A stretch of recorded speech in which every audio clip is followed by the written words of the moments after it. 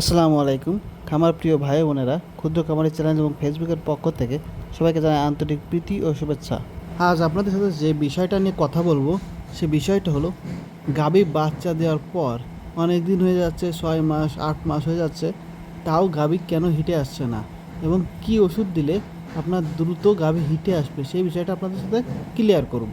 সাধারণত একটা গাভী যখন বাচ্চা দেয় তার 3 থেকে 4 মাস সর্বোচ্চ লাগে গাভী হিটে আসতে, কিন্তু কোনো কোনো ক্ষেত্রে ক্যালসিয়াম এবং ভিটামিনের ঘাটতিজনিত সমস্যার কারণে একটা গাভী কিন্তু 1 বছর হয়ে যায়, তারও বেশি হয়ে যায়, গাভী কিন্তু হিটে আসে না। আবার দু একটা গাভীর মাঝে হিটে আসলেও বীজ কিন্তু কনসেপ্ট করে না। একটা বাচ্চা দেওয়ার পর 3 থেকে 4 মাসের ভিতর যদি গাভী কনসেপ্ট না করে বা গাভ না হয়, সেক্ষেত্রে কিন্তু খামারের লস। এজন্য আপনাদের কয়েকটা ওষুধের কথা শেয়ার করব।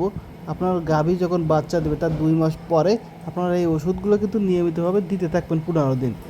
কারণ এগুলো ইনজেকশন আইটেম, আপনার প্রতি সপ্তাহে যদি একটা করে ডোজ করেন তাহলে কিন্তু প্রায় 1 মাস যদি আপনারা দিতে পারেন, অবশ্যই আপনার গাভী হিটে আসবে আপনার 3 মাস প্লাস হওয়ার সঙ্গে সঙ্গে। আমাদের বেশি না, মাত্র 3টা ওষুধের কথা বলবো। 2টা ইনজেকশন আইটেম এবং একটা লিকুইড সিরাপ বা ট্যাবলেট আকারেও পাওয়া যায়। আপনারা স্ক্রিনে দেখতে পাচ্ছেন। আমি এখন যে ওষুধটা দিচ্ছি এটা আছেন ক্যাটাপাস। কম বেশি যারা খামারের সাথে সম্পৃক্ত তারা কিন্তু ক্যাটাপাসটা চিনেন। এই গেল 1 নাম্বার। 2 নাম্বার যে ওষুধটা সেটা আছেন আপনার র্যানাসল এডি। এডি নামে সবাই চেনবেন। র্যানাসল রেনেটা কোম্পানির ওষুধটা, আপনারা যে কোনো কোম্পানির ওষুধ এটা ব্যবহার করতে পারেন।